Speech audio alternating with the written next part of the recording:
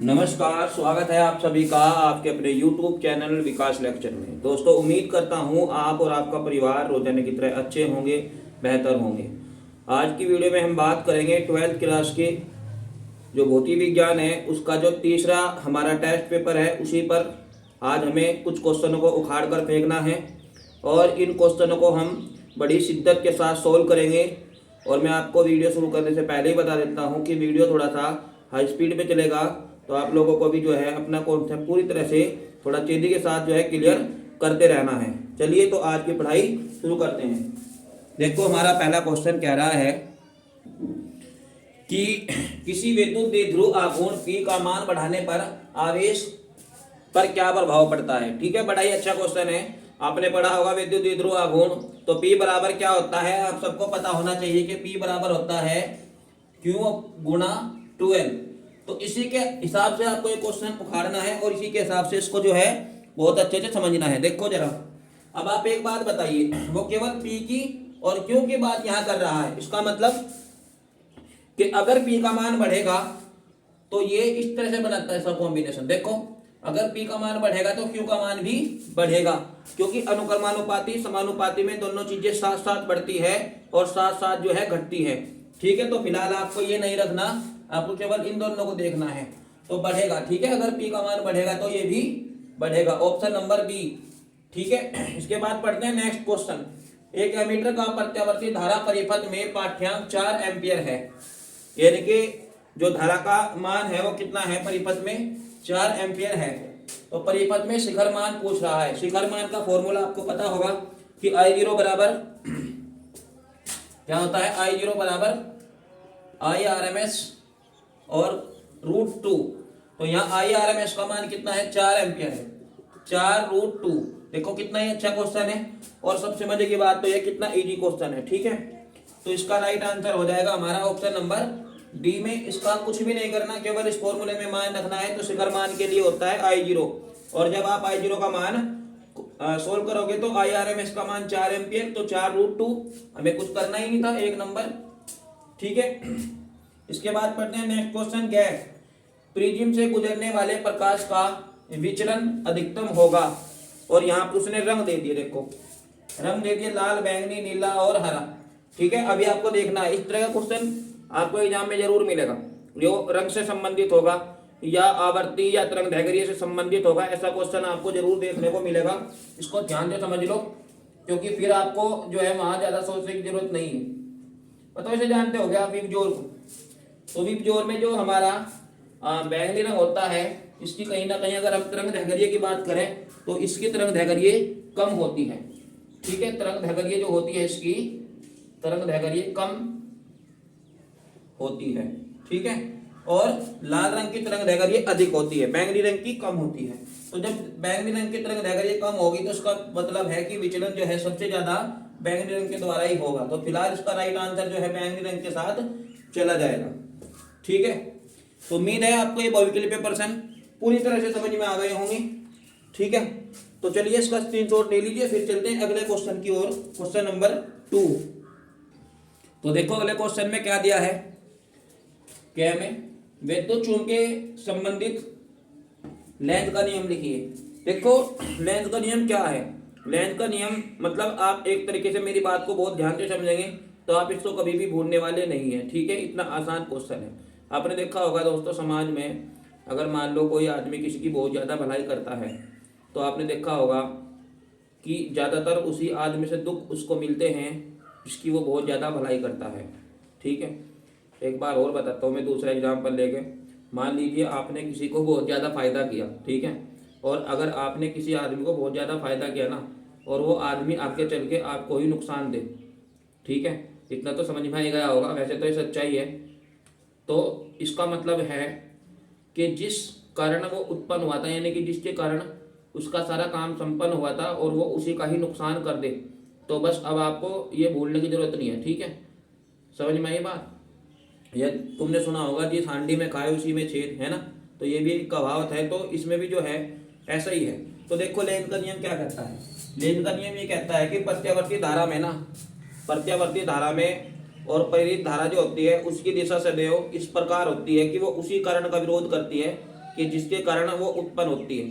बताओ आपकी समझ में ये बात आ रही है क्या?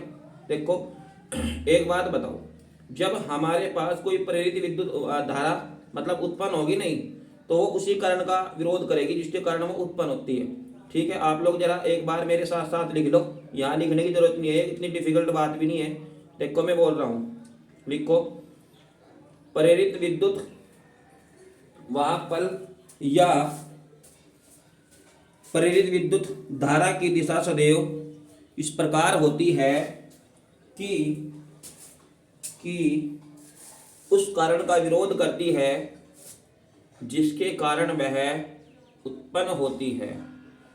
आप स्पीड को घटा बढ़ा के भी दोबारा लिख सकते हो, सुन सकते हो। ठीक है, तो इतना समझ में आ गया आपकी। चलो देखो अगला क्वेश्चन देखते हैं, न्यूमेरिकल क्वेश्चन है। ख्या में कह रहा है कि सीधे तार से 35 एम्पीयर की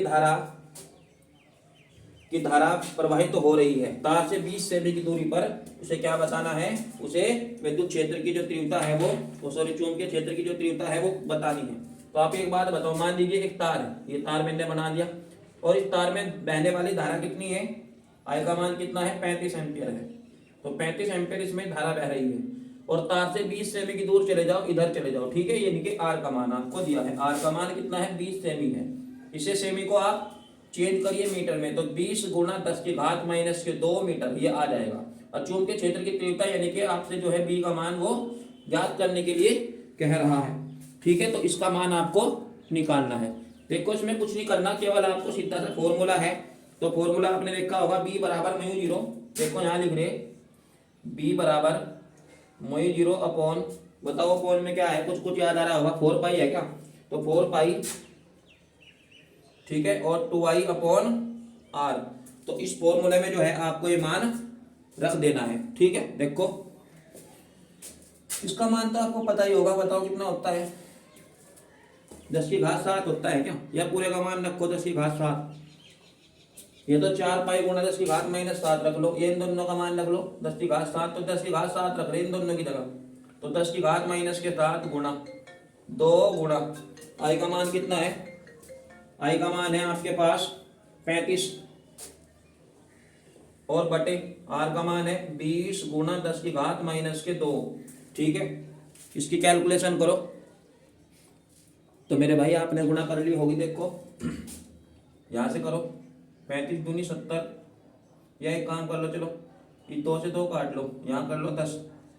ठीक है, अब आपने यहाँ 10 कर लिया, तो देखो 35 को तो रखो यहाँ 35 और गुणा 35 को क्या है, इस पॉइंट को लगा लो यहाँ। ये जो 10 आप देख रहे हैं ना भाई, 2 एकम 2, और यहाँ मैंने इसको 10 बार काट दिया, यानी कि 2 एकम 2, एक बार कट गया, ये जीरो झुकी, तो देखो इस जीरो को झुका तो लिख दिया, ज्यादा सोचने की जरूरत नहीं है बिल्कुल भी। ठीक है, ऊपर 35 रखा और बटे में 10, और मैंने इस 10 की जो जीरो लग रही है ना, इस जीरो को मैंने वहां पॉइंट में बदल दिया, यहाँ लग गया पॉइंट। ठीक है, और ये 10⁻⁻7 और ये प्लस के 2 हो जाएगा ऊपर जाके, तो कितना हो गया बताओ? ये हो गया 3.5 और गुणा 10 की घात, ये हो गया 10⁻⁻5। ठीक है, और इसका मात्रक आपको पता होगा कितना होता है इसका मात्रक, देखो इसका मात्रक होता है टेस्ला, तो इसका मात्रक होता है टेस्ला। ठीक है, लिख सकते हो, लिख दो टेस्ला। तो फटाफट से इसका स्क्रीनशॉट लो, फिर अगला क्वेश्चन देख रहे। देखो इस क्वेश्चन में क्या दिया, समान लंबाई के 2 तांबे के तार है। ठीक है, यानी कि 2 तांबे के तार है, जो उनकी लंबाई तो है समान, लेकिन इनके व्यास का जो अनुपात है 1:2। ठीक है, उनके प्रतिरोधों का अनुपात उसको बताना है। ठीक है बच्चों, तो प्रतिरोधों का मान बताना है, बाकी चीज आप यहाँ समान रख सकते हो। ठीक है, चलो एक बात बताओ, ऐसी कंडीशन में आपके पास एक फॉर्मूला होता है R बराबर रो L अपॉन A। ठीक है, पर ये तो बात कुछ हजम नहीं हुई, क्योंकि व्यास का तो यहाँ कोई रोल ही नहीं है। पर आपको चिंता करने की जरूरत नहीं, हमारे पास एक ऐसा तरीका है, हम क्षेत्रफल के अंदर से व्यास को निकाल सकते हैं। ठीक है ना, तो देखो क्षेत्रफल के अंदर से कैसे निकाल लोगे व्यास को, एक बात बताओ आप इसको ना यहाँ यूँ कर लो कि R बराबर rho L upon pi R square, है ना, तो पाई आर स्क्वायर। अब एक बात बताओ, जो व्यास होता है, मान लो व्यास d है, तो व्यास क्या होता है? त्रिज्या का आधा होता है। तो त्रिज्या बराबर क्या हो जाएगी बताओ? त्रिज्या बराबर हो जाएगी 2d। ठीक है। और 1 के लिए 1 मान सकते हो और 2 के लिए 2 मान सकते हो। यानी कि अगर हम पहले तार की बात करें तो 1 और अगर दूसरे तार की बात करें तो 2। इस तरह के क्वेश्चन आपको एग्जाम में जरूर मिलते हैं, ठीक है, जिनमें अनुपात दे रखा हो और किसी दूसरी चीज का अनुपात आपसे पूछ रहा हो, ठीक है। तो ज्यादा हड़बड़ाने की जरूरत बिल्कुल नहीं है, अपना केवल एक सिंपल सा सूत्र बनाना और उस सूत्र की मदद से जो है आप इसको सोल्व करोगे। देखो ध्यान से बहुत, तो डी बराबर होता है यानी कि व्यास बराबर होता है त्रिज्या का आधा यानी कि त्रिज्या बटे 2। पर हमारे पास यहाँ त्रिज्या का मान दे रखा है, देखो 1:2। तो अब हम क्या करेंगे, अब हम यहाँ से 1 मान लेंगे, इसे भी 1 मान लेंगे, ठीक है। यानी कि जो पहली त्रिज्या है, जो हमारा d1 का मान है उसे तो मान लेंगे हम 1x और जो हमारा d2 है उसे मान लेंगे हम 2x। बच्चों अगर अनुपात में आपको कोई भी क्वेश्चन दिया हुआ हो ना और जब आप उनका रेटियो यानी कि अनुपात अलग करते हो तो वहां या तो कोई ABCD इस तरह से लिख लेना चाहिए अक्सर, या आप XYZ भी लिख सकते हो, क्योंकि यहाँ A तो मैंने क्षेत्रफल मान रखा तो इसलिए मैं इसको यहाँ x मान सकता हूँ। आप अपने हिसाब से कुछ भी मान लो, इससे कोई दिक्कत नहीं क्योंकि ये बाद में कटेगा, ठीक। तो हमारे पास R1 का मान कितना है 2 गुणा D1 का मान है 1x। तो x लिख दो, खाली 1x की जगह x लिख दो, कोई बात नहीं। इसको 1 मान लो, इसको 1 मान लो, बाकी ये सारी चीजें जो है ना सेम है। तो R1 का मान कितना हो जाएगा रो L अपॉन पाई और R1 का मान है गुणा 2x और इसका हो जाएगा स्क्वायर, क्योंकि 2x का स्क्वायर इसलिए करा क्योंकि r का स्क्वायर लिखा हुआ है इसलिए इसका स्क्वायर करना पड़ेगा, ठीक है।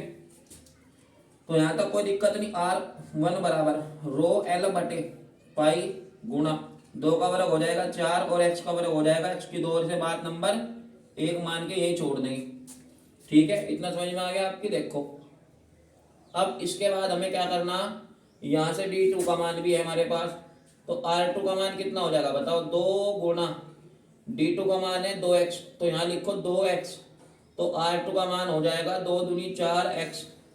तो इसी तरीके से जैसे आपने R1 का मान निकालना ना, ऐसे ही आपको क्या निकालना था R2 का मान निकालना था। देखो R2 का मान निकल गया। अब यही फॉर्मूला आपको फिर से लगाना, बताओ यही फॉर्मूला लगाने के लिए क्या करोगे, यहाँ लिख रहे देखो R2 बराबर रो L बटे पाई गुणा है R स्क्वायर, ठीक है, यानी कि पाई R स्क्वायर, तो पाई R स्क्वायर और ये 2 है 2 के लिए, तो R2 बराबर आ जाएगा रो L बटे पाई और R स्क्वायर का मान कितना है, R स्क्वायर का मान है आपके पास कितना 4x, तो यहाँ लिखेंगे 4x और इसका स्क्वायर भी लिखेंगे, क्यों, क्योंकि यहाँ स्क्वायर लगा हुआ है ना इस वजह से। तो R2 का मान आ जाएगा रो L बटे पाई गुणा 4 का वर्ग 16 और x का वर्ग x की 2, ठीक है। इतना समझ में आ गया। इसके बाद हमें क्या करना, R1 और R2 को डिवाइड करना बस, और कुछ नहीं, R1 बटे R2। अब R1 का मान कहाँ ये रखा देखो, तो रो L बटे पाई गुणा 4x स्क्वायर, ठीक है, बटे में क्या है R2 का मान ये हो रहा रो L ऊपर भाग जाएगा, ये देखो पाई गुणा 16x स्क्वायर। अब जो जो चीज एक जैसी लग रही है ना, यानी कि शक्ल से तुम ऐसे लग रही है ये मैच कर रही है, उन्हें काट सको नहीं काट सकते, बताओ। जिनकी शक्ल मैच कर है नहीं आपस में उन्हें बिल्कुल छोड़ना चाहिए, उन्हें तो काट देना चाहिए, ठीक है। देखो काट देंगे यहाँ, ये लो, और पाई से पाई खत्म और x स्क्वायर से x स्क्वायर खत्म और 4 एकम 4 और 4 चौक 16, देखो एकदम उखाड़ दे नहीं। तो R1 बटे R2 का मान कितना मिला 4 बटे 1 मिला गया, तो इसका रेटियो भी लिख सके है नहीं। देखो जो काटने का मतलब है ना, यहाँ से ध्यान से सुन लो, कभी आप लोगों के दिमाग में बात घूम रही होगी कहीं किसी का आदमी का चेहरा किसी बच्चे का चेहरा सेम हो और आप उसे भी काटते फिरो, ऐसा रिस्क बिल्कुल ना लियो, नहीं तो थाने में पुलिस वाले चक्की पिसवा देंगे थाने पे, ठीक है नहीं।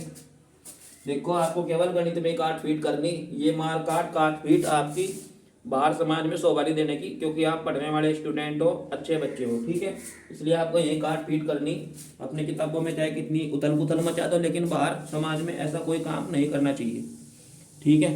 देखो तो फिर अगला क्वेश्चन देखेंगे। तो देखो अगला क्वेश्चन में एक न्यूमेरिकल और दे दिया आपको, 12 pf के संधारित्र को 50 वोल्ट से जोड़ने पर स्थिर विद्युत ऊर्जा की गणना कीजिए, ठीक है। अब ये पी का मतलब क्या है, पिको फैरड, यानी कि एफ का मतलब फैरड और पी का मतलब पिको। संधारित्र है, संधारित्र का मतलब तो आप जानते होंगे, सी कैपेसिटर या कैपेसिटेंस है ना, तो आप इसको समझ सकते हो सी। और 12 लिखो यहाँ, 12 पी एफ, और पी का मतलब क्या होता है, पिको। और एक पिको में कितने मीटर होते हैं बताओ, एक पिको में कितने मीटर होते हैं आपके हिसाब से? वैसे तो हिसाब चाहे किसी का भी हो, जो चीज़ फिक्स है वो तो फिक्स ही रहेगी नहीं। तो बताओ कितने होते हैं, -12 एफ फैरड। तो सी का मान आपको यूँ लिखना। देखो मैं तुम्हें एक बात बता रहा, अगर आपको फैरड से पहले म्यू मिले या मेगा मिले या आपको मिली मिले, मतलब इनका क्या करना, इनको सीधा सीधा जैसे आप मीटर में चेंज कर रहे हो ना, बस आंख बंद करके उसके सामने वही डिजिट टेक दो, फर्मी, एंगस्ट्रॉम या माइक्रो या मिली, मिमी, कुछ भी मिले, सेंटीमीटर भी मिलेगा, फिर भी आपको उसको चेंज करना है और अपनी सीधी सीधी जो डिजिट है वो बना लेनी है। मतलब सिंपल मात्रक आपको यहाँ बना लेना है, ठीक है नहीं। तो 12 गुणा 10⁻⁻12 फैरड। अब इसे जोड़ दिया 50 वोल्ट से।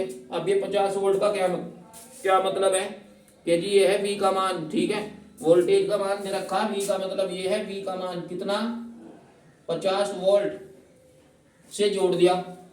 स्थिर विद्युत ऊर्जा की गणना करनी, इसमें कुछ नहीं करना, एकदम फॉर्मूले में मान रखेंगे और एकदम से ये आंसर चिपका देंगे। देखो इस तरह का क्वेश्चन भी आपको मिल सकता है। तो देखो U बराबर क्या है, स्थिर विद्युत ऊर्जा 1/2 CV²।